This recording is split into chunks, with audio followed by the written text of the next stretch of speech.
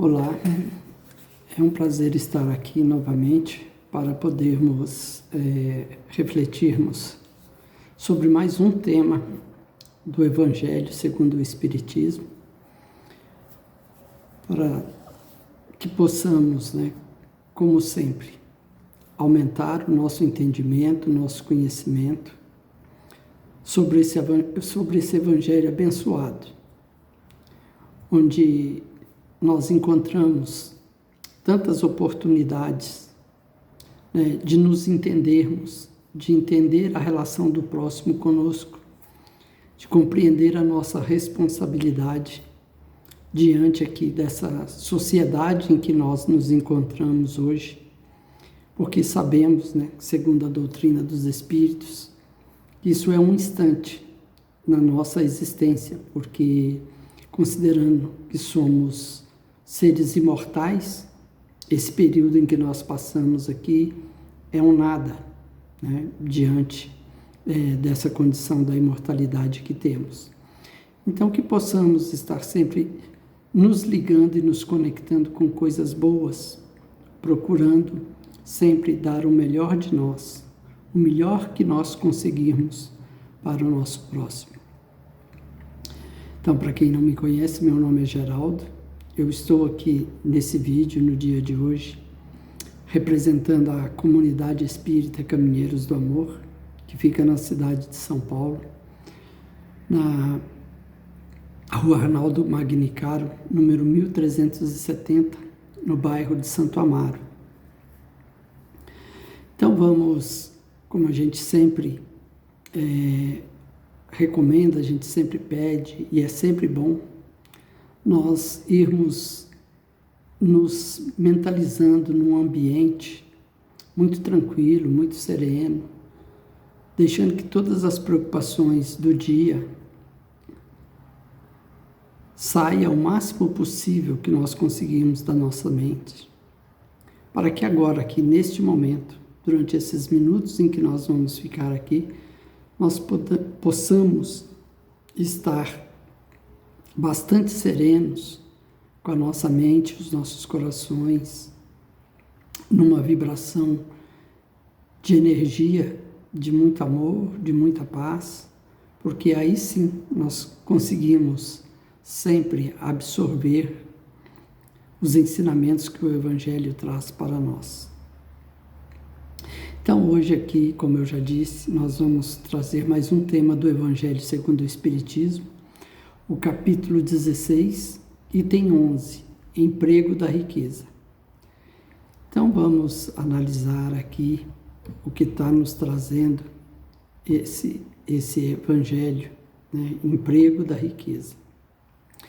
Então no item 11, esse nosso irmão nos traz essa mensagem aqui, que é a instrução do nosso irmão Severus, em Bordeaux, em 1861. Ele traz aqui para nossa reflexão esse texto, o qual nós vamos lendo aqui e procurando refletir em torno do que está dito aqui sobre o emprego da riqueza. Não podeis servir a Deus e a Mamon. Guardai bem isso em vossas lembranças, a quem o amor do ouro domina. Vós que venderíeis a alma para possuir tesouros, porque eles permitem vos eleveis acima dos outros homens e vos proporcionam os gozos das paixões que vos escravizam. Não podeis servir a Deus e a Mamon. Se, pois, sentis vossa alma dominada pelas cobiças da carne, dai-vos pressa em alijar o jugo que vos oprime, porquanto Deus, justo e severo, vos dirá: que fizestes, econômo infiel, dos bens que te confiei? Esse poderoso móvel de boas obras, exclusivamente o empregastes na tua satisfação pessoal. Então, nessa primeira parte aqui, o que esse nosso irmão está trazendo e ele está querendo dizer para nós aqui. Não podeis servir a Deus e a Mamon. Muitas pessoas interpretam isso, né, esses ensinamentos, na condição de que, olha, se você tem posse, se você tem poder, você não consegue entrar no reino do céu. É um impeditivo. Imagina. Não é isso que o Evangelho de Jesus veio trazer para nós, e nem é isso que esse irmão está dizendo para nós. Ele está dizendo que não é possível servir a Deus e a Mamon, ou seja, você, independente de você ter posse ou poder ou não, se você tem um grande apego pelas coisas materiais, não tem como você sentir ou você deixar com que o seu coração, a sua essência, sinta e viva as condições espirituais. Como ele disse aqui, vós, né, que tem amor pelo ouro, ou seja, só acredita nas coisas materiais, só vive para as coisas materiais, só acredita que é a posse, é o que lhe faz evoluir, é o que lhe faz maior do que os outros, né? Porque quando se tem, e quando se pensa dessa maneira, né? Quando se tem posse e pensa que é a posse que te dá o poder ou que te dá a superioridade sobre os demais irmãos, isso é um equívoco muito grande, porque a nossa essência é espiritual. Então nós não podemos nos mantermos somente nessa cobiça. E não quer dizer que muitos irmãos nossos que têm esse poder, que têm a posse, não sejam pessoas boas, que realmente não façam uso, conforme é recomendado aqui por Deus, por Jesus, daquilo que nós temos. Como ele cita aqui, né, que fizestes, econômico infiel, dos bens que te confiei. Esse poderoso móvel das boas obras, ou seja, o poder, a matéria, ele é um móvel das boas ações. Mas, se eu for detentor dessas condições e eu fizer uso somente para mim, eu estou sendo um egoísta. Eu não estou agindo conforme nos recomenda Jesus, que é pensar no nosso próximo, é estar verdadeiramente numa condição de compreender o que é a caridade, o que é amar o nosso próximo, é fazer uso de tudo aquilo que nós temos, seja da condição da matéria, ou da condição intelectual, ou do poder, para nos colocarmos no lugar do outro. E assim, se nós tivermos condições de ajudarmos incondicionalmente. Então, continuando aqui, qual então o melhor emprego que se pode dar à riqueza? Procurai nessas palavras, amai-vos uns aos outros, a solução do problema. Elas guardam o segredo do bom emprego das riquezas. Aquele que se acha animado do amor ao próximo tem aí toda traçada a sua linha de proceder. Na caridade está, para as riquezas, o emprego que mais apraz a Deus. Não nos referimos, é claro, a essa caridade fria, egoísta, que consiste em a criatura espalhar ao seu redor o supérfluo de uma existência dourada.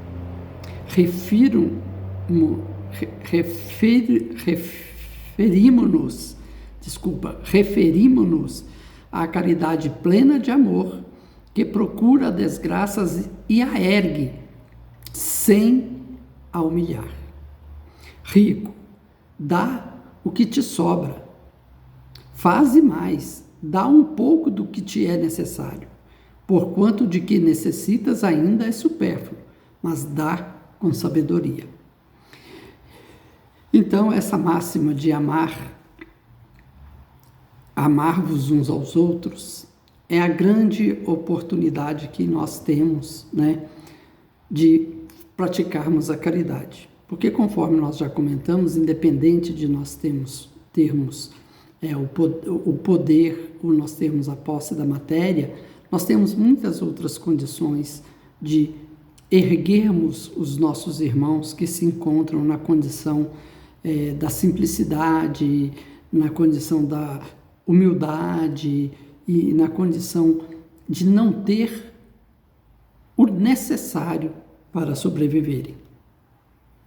Mas nós, de uma maneira geral, podemos sempre erguer esses nossos irmãos.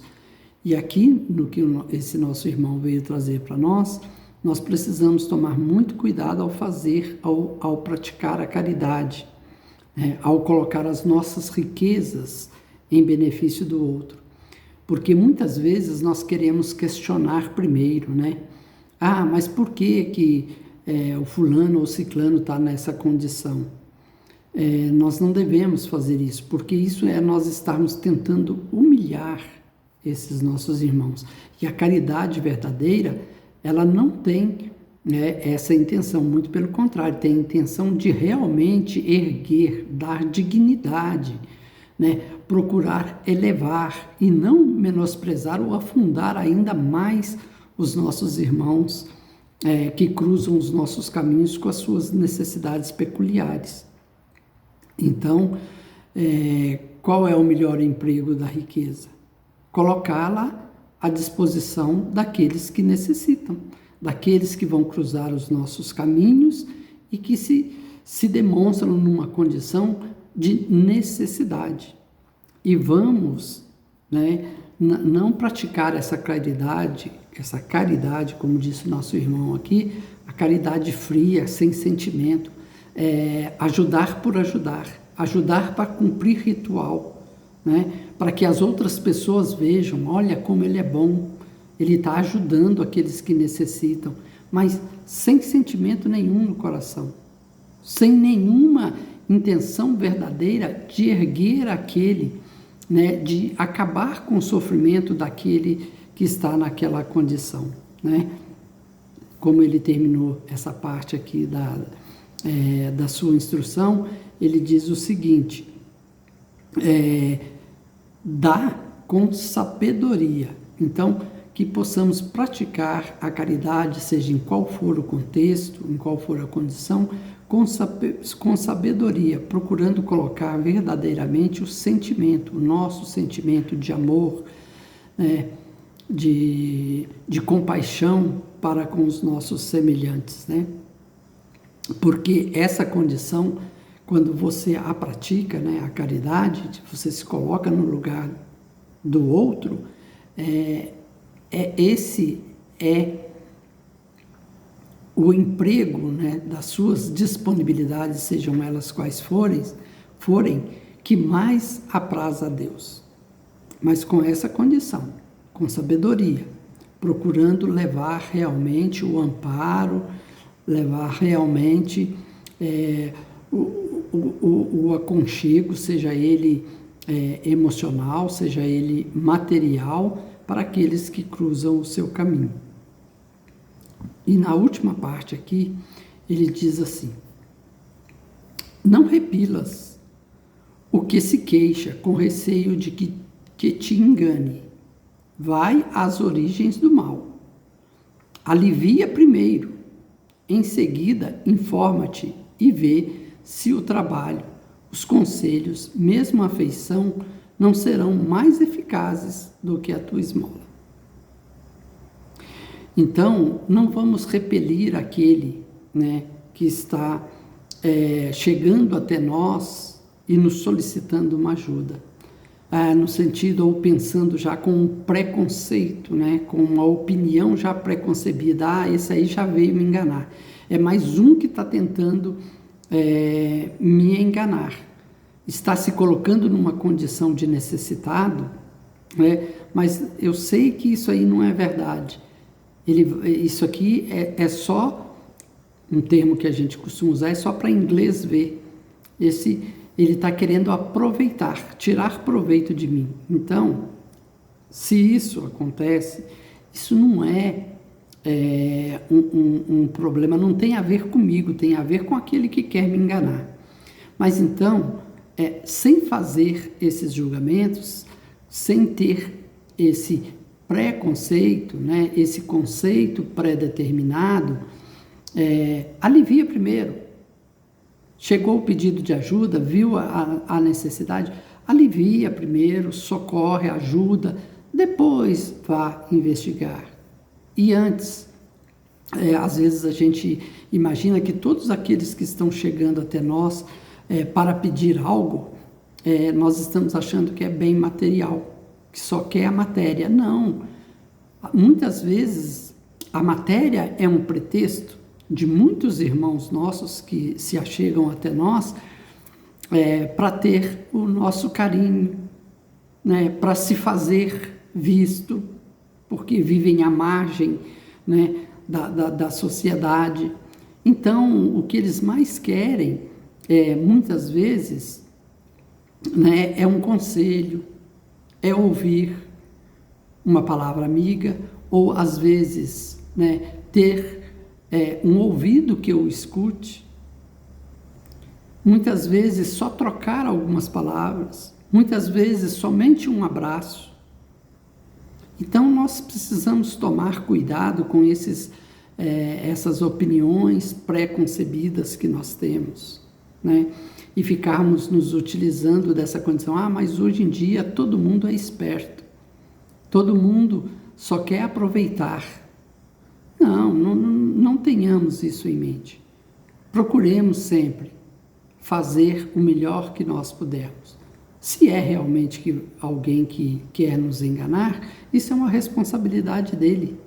Não é a minha responsabilidade. A minha responsabilidade é suprir, né, apoiar, acolher aqueles que se colocam no meu caminho nesta condição, desta necessidade.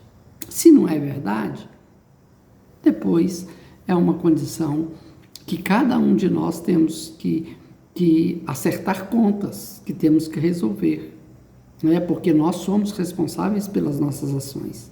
Então, que sejamos responsáveis por boas ações. Não vamos omitir, né, de ajudar os nossos semelhantes sem antes, né, nós, ou melhor, querendo saber antes de ajudar se a pessoa realmente necessita ou se não está querendo nos enganar. Vamos ajudar, vamos praticar, né, o que Jesus nos ensinou. Vamos ajudar a todos sem olhar a quem. Difunde em torno de ti, como os socorros materiais, o amor de Deus, o amor do trabalho, o amor do próximo. Coloca as tuas riquezas sobre uma base que nunca lhe faltará e que te trará grandes lucros. Ou seja, vamos colocar as nossas riquezas, né, numa base, ou vamos investir a nossa riqueza naquilo que vai nos dar lucro. E qual é o lucro, o maior lucro que nós podemos obter? É exatamente tudo isso que nós falamos. Independente de qual seja a nossa riqueza, o maior lucro que nós teremos é quando nós investimos na condição de apoiar o semelhante, de ajudar os nossos irmãos necessitados. E aqui nós estamos falando de uma maneira bastante genérica neste momento. Ajudar com aquilo que nós pudermos. Se eu não tiver o poder da matéria, eu acho que eu tenho o poder, né, da afeição, o poder do carinho, o poder da palavra, o poder da paciência em ouvir, né? Então, assim, vamos colocar as nossas riquezas, vamos procurar quais são os nossos talentos, né? E vamos colocá-la nessa base que nosso irmão aqui nos aconselha, uma base em que vai trazer lucro para nós, para todos nós. E qual é essa base? Ele complementa aqui: a das boas obras. Então, vamos ter isso em mente, vamos procurar sempre estarmos envolvidos com boas ações, trazer em nossos corações os bons sentimentos, para que nós possamos, assim, erguer esses nossos irmãos da condição em que eles se encontram. A riqueza da inteligência, deves utilizá-la como o do ouro. Então, vamos usar a nossa inteligência, a nossa razão, para ter essa percepção. Se nós estamos investindo a nossa matéria numa base boa, que é a base das boas obras, vamos sermos inteligentes também, né? Vamos procurar aplicar da melhor maneira possível as nossas riquezas. A riqueza da inteligência, né? Da instrução, seja lá do que for, né? A nossa riqueza, vamos aplicá-la bem. Ele termina aqui dizendo assim: derrama em torno de ti os tesouros da instrução. Derrama sobre os teus irmãos os tesouros do teu amor, e eles frutificarão. Então, o sentimento, todo o nosso sentimento ao praticarmos a caridade, que ele seja verdadeiro, né? Os tesouros do nosso amor. Não vamos fazer por fazer, simplesmente para poder aparecer. E vamos procurar sempre não dar somente, né? Outra recomendação de Jesus, não dar somente o supérfluo. Vamos dar também do necessário, do nosso necessário, né? Porque às vezes, muitas vezes, o nosso necessário é supérfluo. Se nós pararmos para analisar, muitas vezes nós temos ou nós queremos muito mais do que nós precisamos. Então, vamos ajudar com o nosso supérfluo, mas vamos ajudar até mesmo com aquilo que às vezes nós julgamos muitas vezes necessário. Mas acima de tudo, né, como o nosso irmão aqui nos recomenda, ajudar sem humilhar, ajudar verdadeiramente, ajudar para que aquele irmão, né, ajudar com a intenção de que aquele irmão que está recebendo a nossa ajuda, ele se sinta aliviado daquela condição de sofrimento, ou de desespero, ou de necessidade que ele se encontra, seja ela qual for. Mas que nós possamos fazer sempre boas obras de tudo o que nós pudermos fazer, de todos os bens que estão associados a nós, sejam bens materiais, seja o bem do poder, ou seja, né, o bem dos nossos talentos, das nossas capacidades e das nossas habilidades. Mas vamos sempre trazer o verdadeiro sentimento no nosso coração ao ajudarmos os nossos semelhantes. Não praticarmos uma caridade fria, e sim uma caridade aquecida, de amor, de sentimento de fraternidade verdadeiro, porque assim nossas ações se frutificarão num futuro. Uma boa noite a todos, um bom dia, e que todos possam ter uma semana de muita paz e muita luz. E eu, mais uma vez, agradeço a todos pela paciência que tiveram de me ouvir, e que Deus abençoe a todos vocês, aos seus lares e a todos os seus familiares. Muita paz, hoje e sempre.